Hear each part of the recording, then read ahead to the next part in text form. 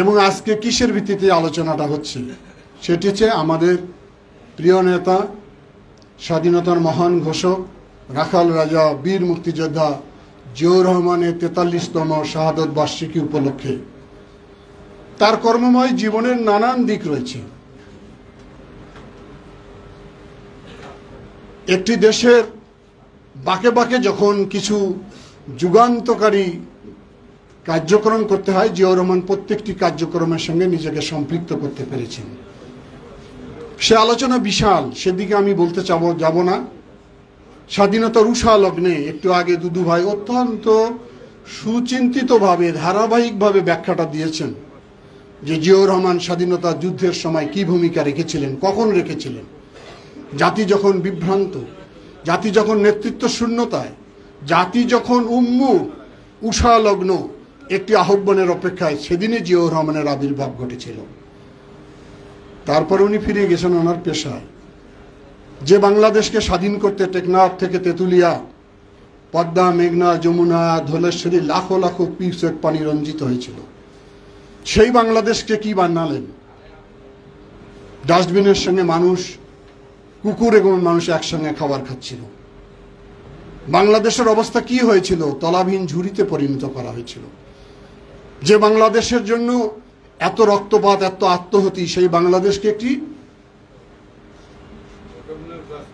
একদম অকার্যকর রাষ্ট্রে পরিণত করে দিল। সারা বাংলাদেশের মানুষের ক্ষোভ তৈরি হলো, নির্যাতন নেমে আসলো, বিপ্লব হলো জনতা এবং সিপাহীর মধ্য দিয়ে। আবার ওই জিয়াউর রহমান ওই স্বাধীনতার উষালগ্নে আবার ধ্বংসপ্রাপ্ত বাংলাদেশকে উদ্ধার করতে আবার জিয়াউর রহমানকে বাংলাদেশের মানুষ নিয়ে আসলেন। আবার সেই বাংলাদেশকে উনি তৈরি করলেন একটি আত্মনির্ভরশীল বাংলাদেশ। বাংলাদেশের মানুষকে স্বপ্ন দেখালেন, বাংলাদেশের মানুষ জানতে চাইলেন। জিয়াউর রহমান বাংলাদেশের পথে প্রান্তে হেঁটে বেড়ালেন। ওই যে উনি বললেন শাহ আজিজ সাহেব হাঁটতে পারেনি, যে সেমিনারের আজকে বিষয়বস্তু সেই তিস্তা ব্যারেজের কথা শুধু বলি। সেই 1979 সালের 12ই ডিসেম্বর উনি এটার ভিত্তি স্থাপন করেন। এখনো যারা তিস্তা ব্যারেজে যাবেন দেখবেন যে তার ফলকটা এখনো আমরা অক্ষত রাখার চেষ্টা চালিয়ে যাচ্ছি। যেদিন ভিত্তিপ্রস্তর স্থাপন করেন সেদিন ওয়াবদার পানি উন্নয়ন বোর্ডের চিফ ইঞ্জিনিয়ার, উনি যে হেঁটে যাচ্ছিলেন ওনার সঙ্গে হাঁটতে পারছিলেন না, কারণ তার অনেক বড় পেট, অনেক বড় ভুঁড়ি। শেষ পর্যন্ত হাঁপায় হাঁপায় যখন পিছনে গিয়ে দাঁড়াইছে তখন ওনার ভুঁড়ির মধ্যে একটা আঙ্গুল দিয়ে বললেন, এত বড় গোডাউন থাকলে তো আপনার দ্বারা এই ব্যারেজ করা সম্ভব হবে না। এটা হলো জিয়াউর রহমান। উনি স্বপ্ন দেখেছেন। আমরা রংপুরের মানুষ, তিস্তা আমাদের স্বপ্ন। যেমন তিস্তাকে ঘিরে অনেক গান রচনা করা হয়েছে। এই যে আমার ভাই আর শিল্পী বসে আছে, আমার ফ্যান্সি আপা। তিস্তা পার নিয়ে আমাদের অনেক স্বপ্ন, অনেক আবেগ, অনেক প্রেম, অনেক ভালোবাসা, অনেক ইতিহাস। সেই তিস্তাকে আজকে কি বানিয়েছে? ধুধু বালু। জিয়াউর রহমান এখানে যখন ব্যারেজ নির্মাণ করলেন, এই এলাকার শেষ প্রকল্প দিয়ে কৃষি উন্নয়নের জন্য, সবুজ বিপ্লবকে সংগঠিত করার জন্য, ঠিক তার কিছুদিন পরেই দেখা গেল ভারত গজলডাবায় একটি বাঁধ দিয়ে দিলেন, যার ফলে তিস্তার কোনো পানি নেই। এত বাংলাদেশের নাকি এই দামি প্রধানমন্ত্রী বললেন যে আমি ভারতকে যা দিয়েছি তা ভারত কোনোদিন ভুলতে পারবে না। তা আপনি কি কি দিলেন সেটা তো জাতি জানে না, কিন্তু তিস্তার পানি উনি আনতে পারেন না। আজকে যখন আমি ঢাকা থেকে আসব তখন 2.5 ঘন্টা প্লেন বিলম্ব। জিজ্ঞাসা করলাম কারণ কি? বলে কারণ প্রধানমন্ত্রী তো ভারতে যাচ্ছেন। প্রধানমন্ত্রী ভারতে গেছেন নরেন্দ্র মোদীর শপথ অনুষ্ঠানে। এত প্রেম, এত ভালোবাসা, এত আবেগ, আর ওনার আমলে এই তিস্তার পানির বন্দোবস্ত এখন পর্যন্ত করা সম্ভব হয়নি। জিয়াউর রহমান যে দর্শন নিয়ে এই তিস্তা ব্যারেজ স্থাপন করেছে, আমাদের উত্তর অঞ্চলের মানুষের যে আমরা এখনো শস্য ভাণ্ডার, এটিকে আরো বিকশিত করার পরিকল্পনা ছিল, সেটি বাস্তবায়ন করা সম্ভব হয়নি। আমরা তিস্তার পানির জন্য লং মার্চ করেছিলাম। তো যাই হোক, আমি বলতে চাই যে আজকের এই দিনে আমাদের সেই শহীদ রাষ্ট্রপতি জিয়াউর রহমানের আবির্ভাব ঘটেছে বাংলাদেশে ধ্রুব তারার মতো।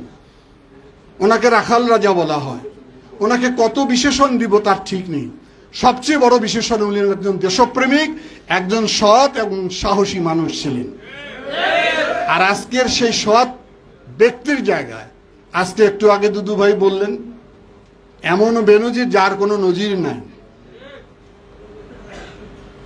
এবং এই সমস্ত অপদার্থ দুর্নীতিবাজকে যিনি নিয়োগ দিয়েছেন বিচার তো তারই হওয়া উচিত। আমি কলেজের প্রিন্সিপাল ছিলাম, আমি কোন প্রফেসরকে নিয়োগ দিব, তার চরিত্র কেমন, তার লেখাপড়ার যোগ্যতা কেমন, এটা যদি আমি না জানি ব্যর্থতার দায়িত্ব তো আমার। এখন বলে ওরা আমাদের কেউ না। সুতরাং প্রশাসনের ওই ভাইদেরকে এখন হিসাব করতে হবে আওয়ামী লীগের চরিত্র এটি, কাজ উদ্ধার হয়ে গেলে বউকে অস্বীকার করে না। সুতরাং কথা আমার শেষ। আজকের এই সেমিনারে অনেক কষ্ট করে আমাদের অতিথিবৃন্দরা এসেছেন, আপনারা এসেছেন, সকলকে আমাদের পক্ষ থেকে, রংপুর বিভাগের পক্ষ থেকে অশেষ ধন্যবাদ জানাচ্ছি। এই জিয়াউর রহমানের মতো যদি আমরা সাহসী হতে পারি, তার মতো যদি দেশপ্রেমিক হতে পারি, তার মতো যদি সৎ হতে পারি, তার মতো যদি আমরা আদর্শবান হয়ে উঠতে পারি, তাহলে এই অপদার্থ দুর্নীতিবাজ সরকারকে পতন করতে আমাদের বেশি সময় লাগার কথা নয়। কিন্তু আমরা পারতেছি না। নিশ্চয়ই আমাদের জীবন চরিত্রের মধ্যে কিছু ঘাটতি রয়েছে। এই ঘাটতিটা আমাদের সংশোধন করে ফেলতে হবে, যাতে আমরা মুখে না বলে কাজে সে কাজটা বাস্তবায়ন করার চেষ্টা করি। আমাদের অভ্যাস হয়েছে কিছু লোকের, আমরা যা করি না তা বলি, যা নই তাই প্রচার করি। এখান থেকে আমাদেরকে বেরিয়ে আসতে হবে। শাশ্বত সুন্দর সত্যকে ধারণ করতে হবে, লালন করতে হবে, শক্তিতে বলিয়ান হতে হবে, এর কোনো বিকল্প নেই। সুতরাং সেই আহ্বান জানিয়ে আজকে আমাদের প্রিয় নেতা শহীদ রাষ্ট্রপতি জিয়াউর রহমানের 43তম শাহাদত বার্ষিকীতে এই হোক আমাদের শপথ, এই হোক আমাদের উদ্দেশ্য। এই আহ্বান রেখে আজকে আমি আমাদের প্রিয় অতিথিবৃন্দকে ধন্যবাদ জানাচ্ছি। আপনাদেরকে সকলকে ধন্যবাদ জানিয়ে আজকে সেমিনারের এখানে সমাপ্তি ঘোষণা করা হলো। ধন্যবাদ।